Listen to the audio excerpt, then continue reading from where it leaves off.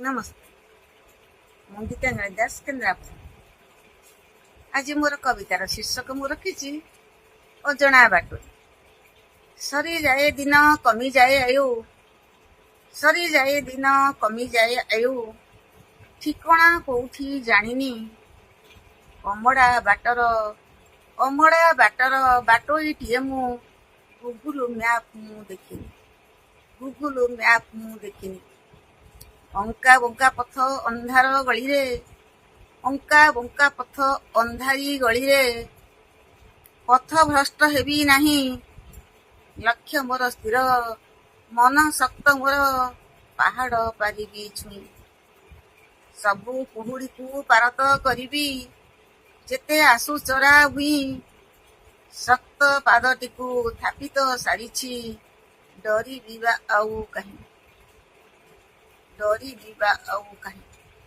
ମରୁ ମରିଚିକା ଆଗରେ ଯେ ଅଛି, ଜାଣି ମୁଁ ଅଜଣା ସାଜିଛି। ଆଖିରେ ଆଖିଏ ସପନ ଭରି ମୁଁ, ଆଗକୁ ଆଗକୁ ଚାଲିଛି। ଆଶା ଆଶଙ୍କାରେ ଦୋଦୁଲ୍ୟମାନ ମୁଁ, ଆଶା ଆଶଙ୍କାରେ ଦୋଦୁଲ୍ୟମାନ ମୁଁ। ବାଟ ଅଛି କେତେ ବାକି, ଅଜଣା ପଥିକ ମୁଁ ଆଗେଇ ଚାଲିଛି, ପଡ଼ି ନାହିଁ କେବେ ଥକି। ପହଞ୍ଚିବା ପରା ଅଟଳ ଅଟେ ମୁଁ, ପହଞ୍ଚିବି ପରା ଅଟଳ ଅଟେ ମୁଁ। ଚାଲିଛି ଚାଲିବି ପରା, ଆଶା ବିଶ୍ୱାସକୁ ଭରସା କରିଛି।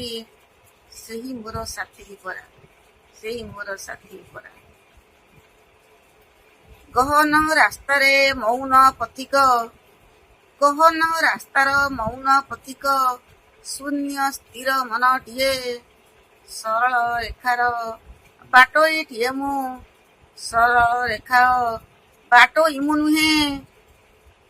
ଅଙ୍କା ବଙ୍କା ରାସ୍ତାର ମୁଁ ଶୂନ୍ୟ ବିନ୍ଦୁଟିଏ, ସରଳ ରେଖାର ବାଟୋଇ ମୁଁ ନୁହେଁ। ଅଙ୍କା ବଙ୍କା ରାସ୍ତାର ମୁଁ ଶୂନ୍ୟ ବିନ୍ଦୁଟିଏ। ଅଜଣା ବାଟୋଇ ଆଗୋଇ ଚାଲିଛି, ଅଜଣା ବାଟୋଇ ଆଗୋଇ ଚାଲିଛି। ଗହନ ରାସ୍ତାର ମୌନ ପଥିକଟିଏ, ଗହନ ରାସ୍ତାର ମୌନ ପଥିକଟିଏ। ନମସ୍କାର। ଗୀତାଞ୍ଜଳି ଦାସ କେନ୍ଦ୍ରାପଡ଼ା। Thank you.